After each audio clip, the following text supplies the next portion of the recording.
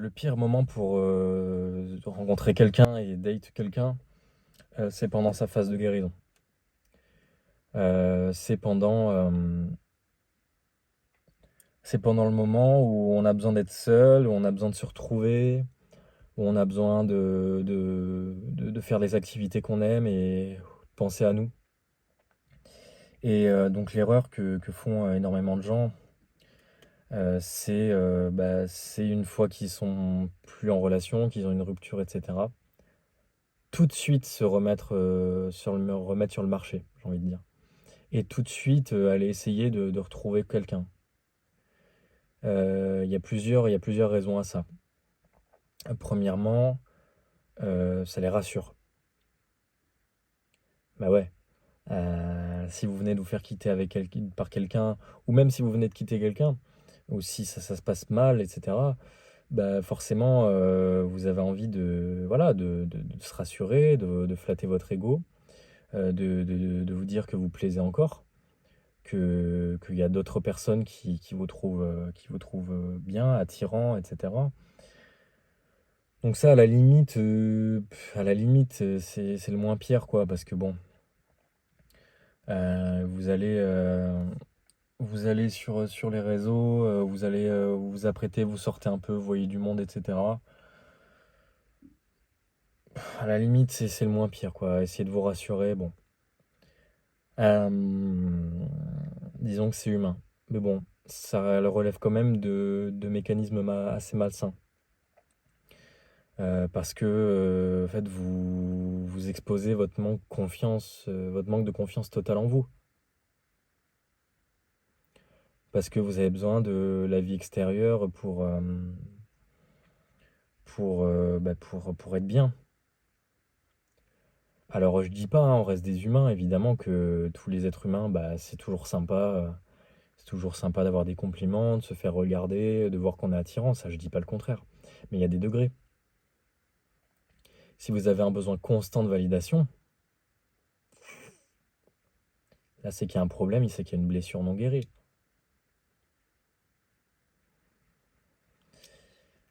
Et si vous passez votre vie à essayer de trouver votre bonheur et votre validation dans les yeux de l'autre, bah, bonne chance, quoi, parce que certes, il y aura des moments où les conditions seront propices et bah, vous pourrez avoir de la validation, vous recevez de la validation et ok, vous êtes content, mais le jour où quelqu'un vous recale, le jour où quelqu'un vous dit non, le jour où quelqu'un vous met un stop et vous rejette, quoi, là, ça va être compliqué, ouais.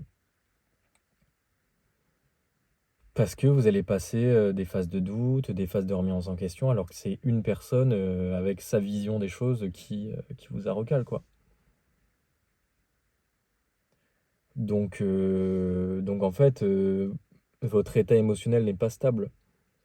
Il fluctue en fonction des autres.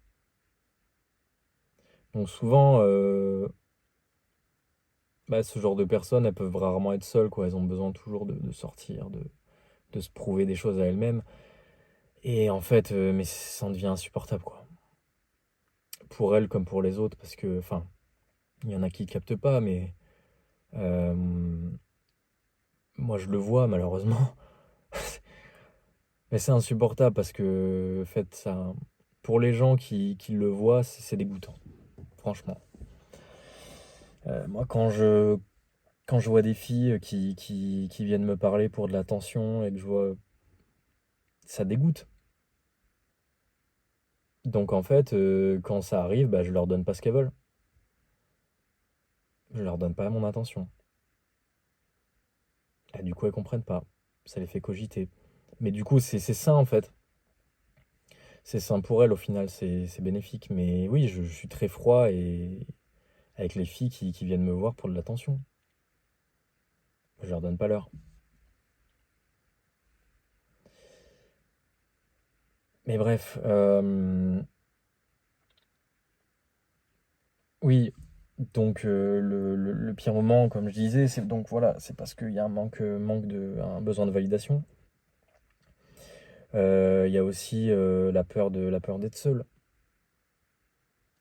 La peur de finir seul, parce que oui, inconsciemment, quand on se met en couple avec quelqu'un, on se sent rangé, on a de la validation permanente.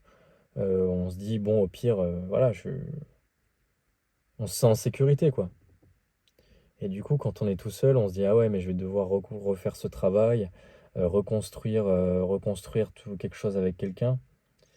Mais il faut pas voir les choses comme ça, en fait. Ça, c'est un truc qui me dérange aussi, c'est, oui,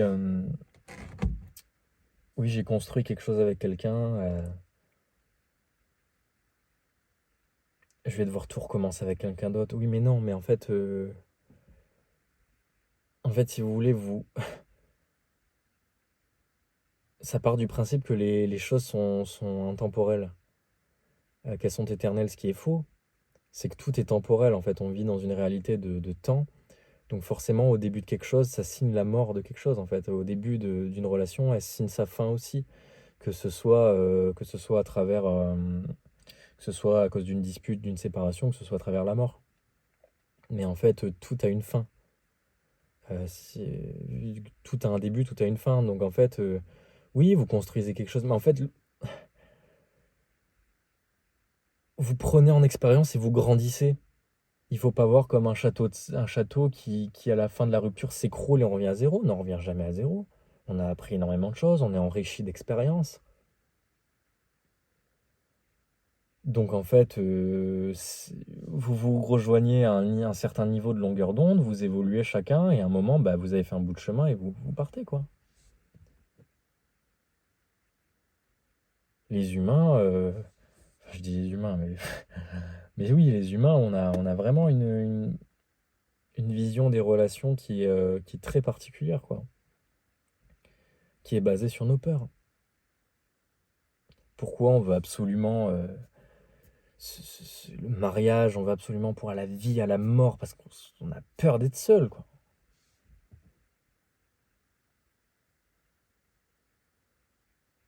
C'est ça qui se passe.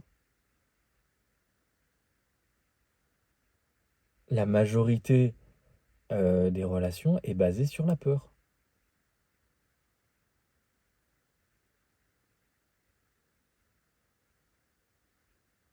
Parce qu'en fait, chaque chose est basée sur deux trucs, l'amour ou la peur.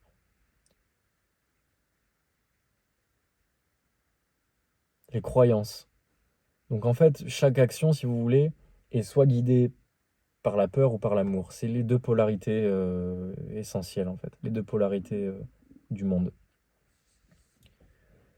Et si on va plus loin, la peur est elle-même la polarité inverse de l'amour, et l'amour est l'existence, en fait. L'amour, c'est l'énergie même de l'existence, ok? Bref. Donc, donc en fait, vraiment, le pire moment pour dater quelqu'un, c'est pendant cette phase de guérison. Certains vont peut-être se demander combien de temps ça dure une guérison. Pour moi, c'est minimum 6 mois, quoi. Minimum 6 mois. Où on prend du temps pour soi et on ne se remet pas en couple. Minimum. Parce qu'après, on fait des erreurs, en fait. On fait des erreurs. Ma mère disait toujours, on ne va jamais aux courses quand on a faim. Parce que quand on a faim, on n'achète que des conneries. C'est pareil en relation. Si on entre en relation alors qu'on est en manque affectif, qu'on est en dépendance affective, qu'on a peur d'être seul, on va faire les mauvais choix et on va regretter après. Parce que c'est des choix basés sur la peur et on regrette toujours les choix basés sur la peur parce qu'ils nous mènent à des résultats basés sur la peur.